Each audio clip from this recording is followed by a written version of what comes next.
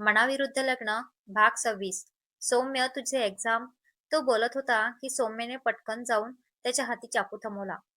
दादा बाकी सर्व नंतर. सौम्य म्हणाला, आधी केक काप प्लीज. विक्रम जवळ आता इलाज नव्हता. त्या सर्वांची एवढी तयारी आणि उत्सुकता पाहून त्याला त्यांच्या हिरमोड करणे योग्य वाटले नाही. त्याने सौम्यच्या हातून चाकू घेतला आणि सेंटर टेबलवर असलेल्या केक जवळ आला. रुचीने पटकन त्यावरील मेणबत्त्या लावल्या. त्याने त्या फूंक मारून विझवल्या. तसं सौम्य आणि प्रियाचं हॅपी बर्थडे सॉन्ग सुरू झालं. हे सर्व त्याला बालिश वाटत असलं तरी ते पाहून त्याला बाबाची आठवण झाली होती. बाबा बालपणी असाच तर त्याचा वाढदिवस साजरा करत होते. त्याचं मन भरून आलं. आईलाही यावेळेस त्याच्या बाबाची खूप कमी जाणवत होती. विक्रमची मनस्थिती त्यांच्याशिवाय आणखी कोण जाणू शकलं असतं. सौम्य म्हणाला, दादा कसला विचार करतोयस? केक काप ना. हो, तो स्माईल करत बोलला आणि त्याने केक कापला. त्याने तो केक घेऊन सर्वात आधी आईला भरवला, नंतर प्रिया, सौम्य आणि शेवटी रुची. रुचीनेही त्याच केकमधील छोटा तुकडा घेऊन त्याच्या समोर केला. तो खाताना त्याने तिच्या डोळ्यात आरपार बघत हलकेच तिच्या बोटांना दातात पकडले. तशी तिच्या स्वर्गातूनच गोड शरीरी वाहून गेली. तिने पटकन त्याला केक खाऊ घालून हात बाजूला केला आणि डोळ्यांनीच त्याला दटावले. तसा तो गालात हसला. सौम्य म्हणाला, दादा, आता मी केक खाऊ का? सौम्य, तो केक दादासाठी आहे, प्रिया रागात बोलली. विक्रम म्हणाला, खा सौम्य. आई, प्रिया, रुचीलाही दे. एकटाच नको खाऊस. तसंही मला केक आवडत नाही. तुला वाटते का दादा मी एकटा खाईल ते? असं एकटं खाण्याचा माझ्यात गुणच नाहीये. सौम्य केकचे तुकडे करायला चाकू घेत बोलला. आई आणि रुचीही केक नको म्हणून बोलल्या, त्यामुळे सौम्यने त्याचे 2च पीस केले. ज्यात केकच्या 75% हिस्सा त्याचा होता आणि बाकीच्या 25% प्रियाचा. त्याने तो पीसचा तुकडा प्रियाला दिला. हा काय प्रसाद वाटत आहे का तू, सौम्य? प्रिया रागाने बोलली. सौम्य म्हणाला, प्रसाद नव्हे बालिके, केक आहे. तुला घ्यायचा असेल तर घे, नाहीतर मला पूर्ण खायलाही हरकत नाहीये. प्रिया म्हणाली, सौम्य मला अर्धा केक हवाय, त्यातला समजला? सौम्य म्हणाला, नाही, पूर्ण केक मीच खाणार.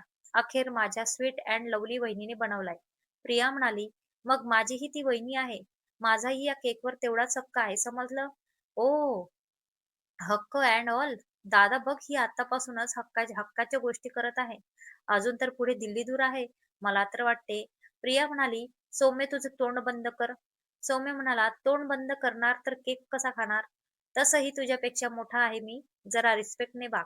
त्या दोघांचाही नेहमीच तू तू मेमे सुरू होत झालं होतं. विक्रम म्हणाला, सौम्य स्टॉप. केक दे तिला. लहान आहेस का तू असा केकसाठी वाद घालवायला? सौम्य म्हणाला, मी कुठे वाद घालत आहे? हीच घालवते माझ्यासोबत. सौम्य देतोस की नाही? विक्रमने दटावून ठीक आहे देतो. सौम्य बारीक तोंड करून बोलला आणि त्यासोबत प्रियाच्या चेहऱ्यावर विजयी स्मित पसरले.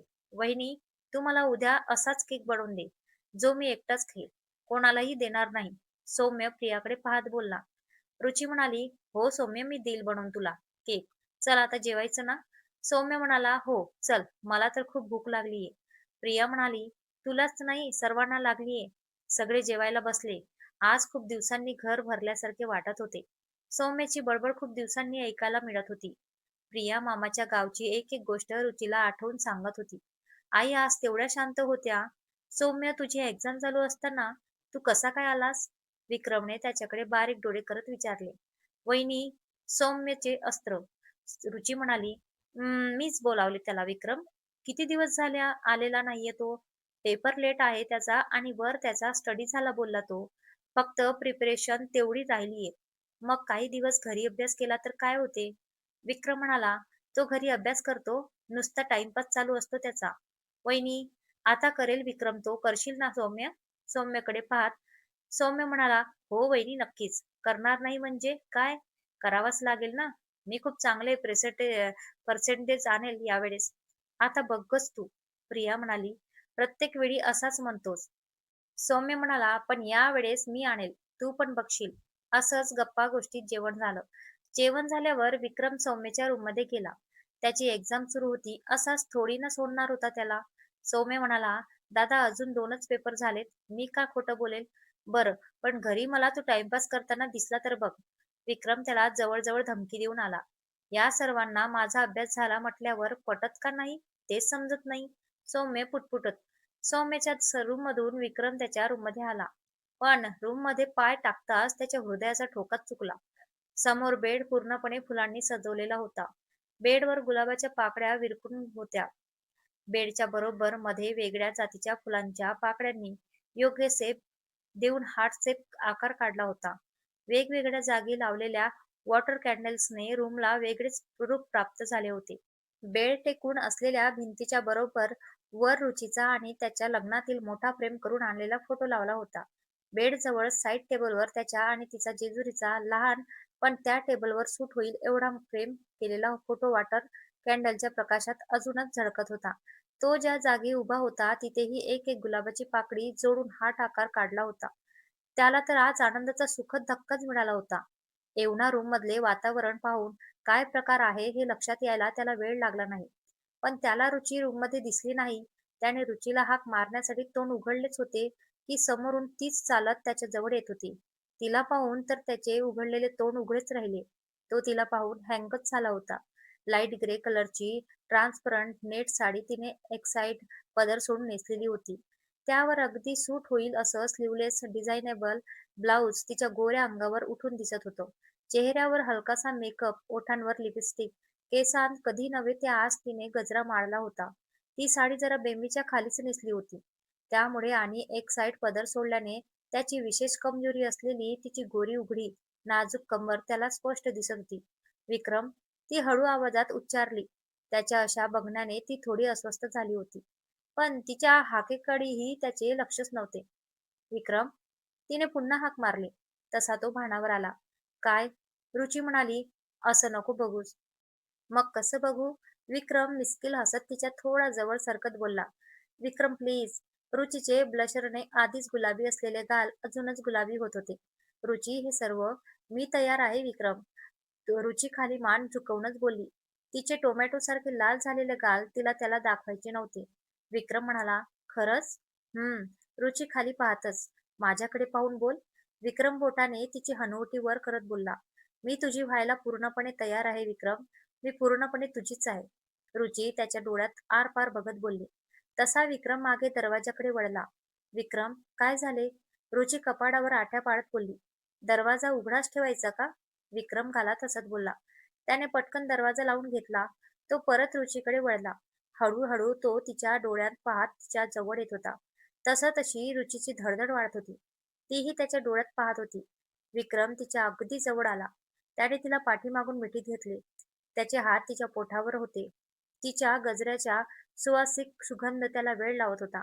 रुची, त्याचा गरम श्वास तिला तिच्या स्लीवलेस उघड्या खांद्यावर जाणवत होता. त्यामुळे ती शहारत होती.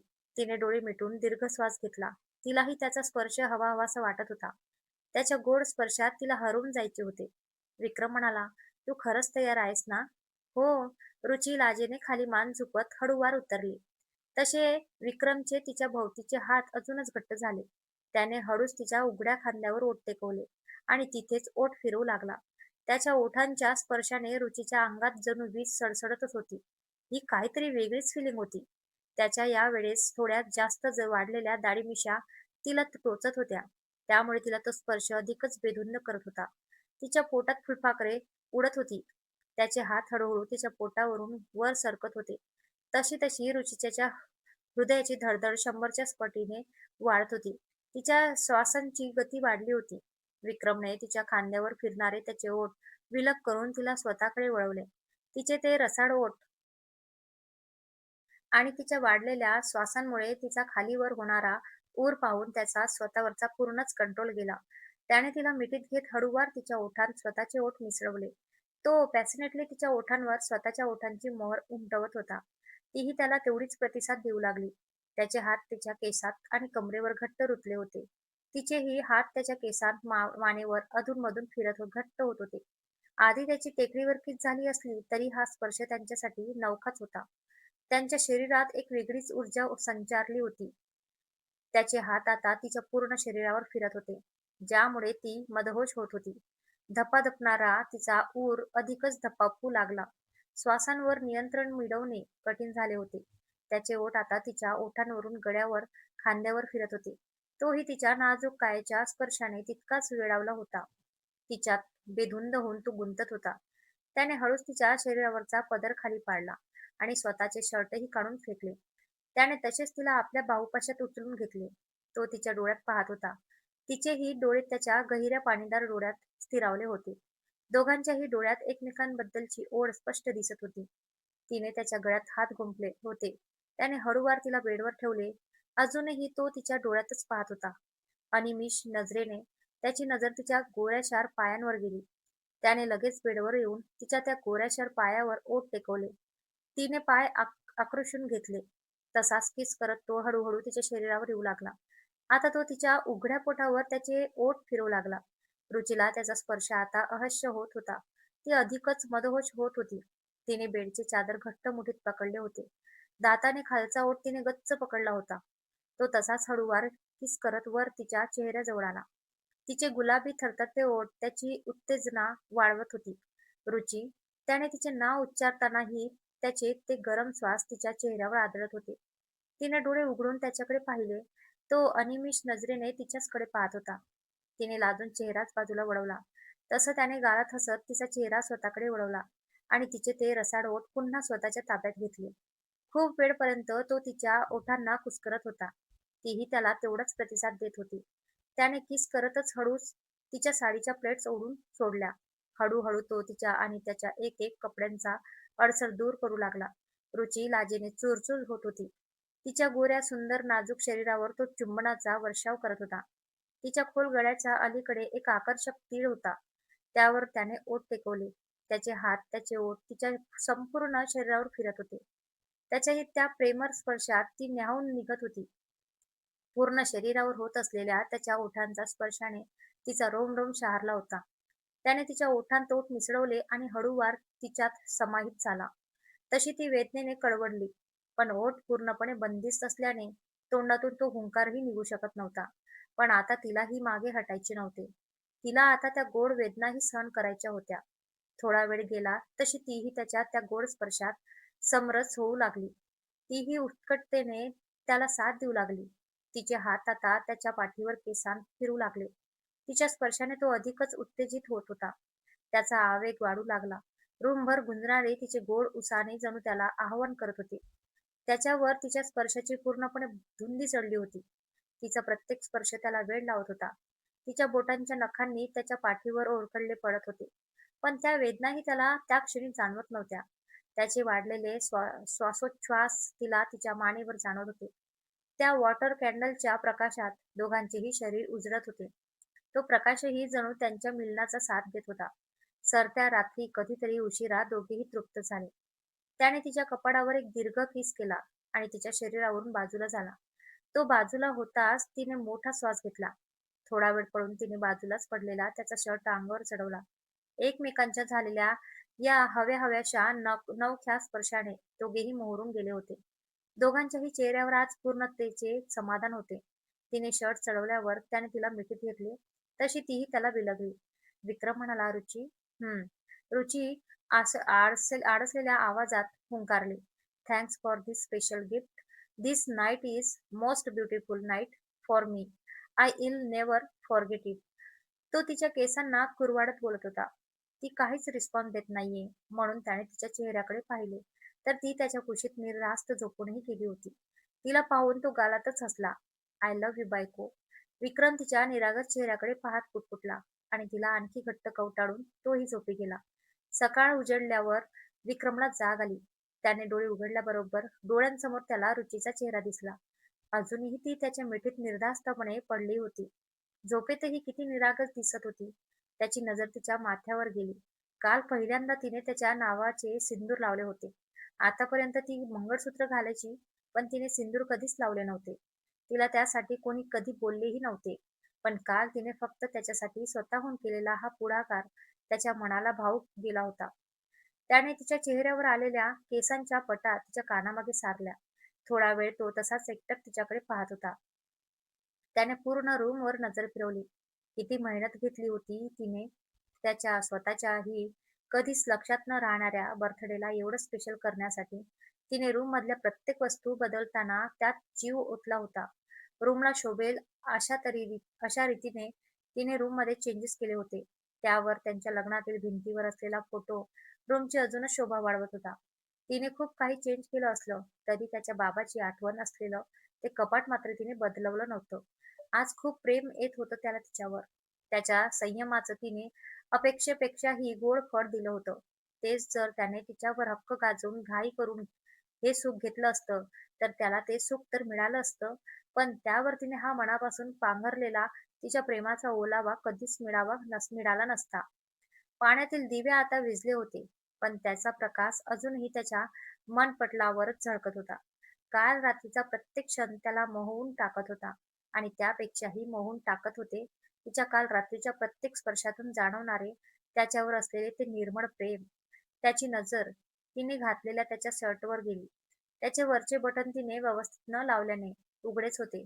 त्यामुळे तिच्या खोल गळ्याच्या अलीकडे असणारा आकर्षक तीळ त्याला अगदी स्पष्ट दिसत होता. त्यावर पुन्हा ओठ टेकवण्याचा मोह त्याला झाला, पण त्याने मोठ्या मुश्किलने स्वतःच्या भावनांवर कंट्रोल करत तिच्या शर्टचे वरचे बटन लावून घेतले. रुची, तो तिच्या गालावर टॅप करत बोलला. झोपू दे ना विक्रम. एक तर काल झोप नाही झाली नीट. रुची झोपेतच आळसावलेल्या आवाजात बोलली. विक्रम म्हणाला, सकाळ झालीये रुची. आता दुपारी झोप. चल उठ. रुची म्हणाली, दुपारी कॉलेज असतं माझं. विक्रम म्हणाला, आज गरज नाही कॉलेजमध्ये जायची. आजचे दिवस सुट्टी घे. ती काहीच बोलली नाही. तिची झोप तिला यावेळेस सर्वात जास्त प्रिय होती. रुची, तू जर आता उठली नाहीस ना, तर सर्व तुला पाहायला रूममध्ये येतील. तू अजून उठली कशी नाही. तुझी तब्येत तर नीट आहे हे पाहण्यासाठी. ते चालेल का तुला? रुचीची प्रतिक्रिया. रुचीची नो प्रतिक्रिया. रुची, विक्रम पुन्हा हळूच बोलला. रुची म्हणाली, फक्त 5 मिनिट झोपू दे. विक्रम नकारार्थी मान हलवत उठला. त्याने उठून पांघरून नीट तिच्या अंगावर टाकले. आधी स्वतःचे कपडे घातले आणि बेड खाली असणारी सर्व फुले त्याने जमा करून रूम स्वच्छ केली. रुचीला पुन्हा एकदा उठवण्यासाठी आवाज देऊन तो त्याचा टॉवेल ब्रश घेऊन रूम बाहेर गेला. विक्रम, रुची उठली नाही का अजून? की तिची तब्येत तर ठीक आहे ना? एवढ्या वेळापर्यंत कधीच झोपत नाही ती. विक्रम आंघोळ करून बाहेर पडताच निर्मलाचे लगातार प्रश्न सुरू झाले. विक्रम म्हणाला, आई ठीक आहे ती. ते काल एवढे काम केलेत ना म्हणून थकली असेल. तरी मी तिला म्हणत होते, मी करते बाकी राहिलेलं काम. पण नाही, तिला सर्व स्वतःच करायचं असतं. स्वयंपाकही स्वतःच केला आणि बाकी सजावटही स्वतःच करत बसली. निर्मलाबाईंची बडबड सुरू झाली. काय आई तू पण? बाकीच्या सासवा सुनेला कामासाठी मागे लागतात आणि एक तू आहे की सुनेला काम नको करूस म्हणून तिच्या मागे लागतेस? विक्रम हसत टॉवेलने डोकं पुसत बोलला. सून आहे म्हणून तिच्याकडून वाटेल तेवढे काम करून घेऊ का? बाकी सासूंसारखी मी खडूस नाहीये, समजलं ना? मला तर बोलता बोलता त्यांची नजर विक्रमच्या पाठीवरच्या ओरखडल्यांवर गेली. त्या त्याला काळजीने विचारतच होत्या की त्यांच्या काहीतरी लक्षात आले. तशा त्या गालात हसल्या. आई बोलता बोलता का थांबली म्हणून विक्रमने त्यांच्याकडे पाहिले, तर त्याला त्या गालात हसताना दिसल्या. विक्रम म्हणाला, आई काय झाले? अशी गालात का हसत आहेस? आई म्हणाली, काही नाही, बस असंच काहीतरी आठवलं. तू जा रूम मध्ये जाऊन कपडे घालून ये. मी किचन मध्ये जाऊन नाश्ता बनवते तुझ्यासाठी. बरं. विक्रम रूमकडे जात बोलला. विक्रम, निर्मलाने आवाज दिला. हा आई. विक्रम वळून बोलला.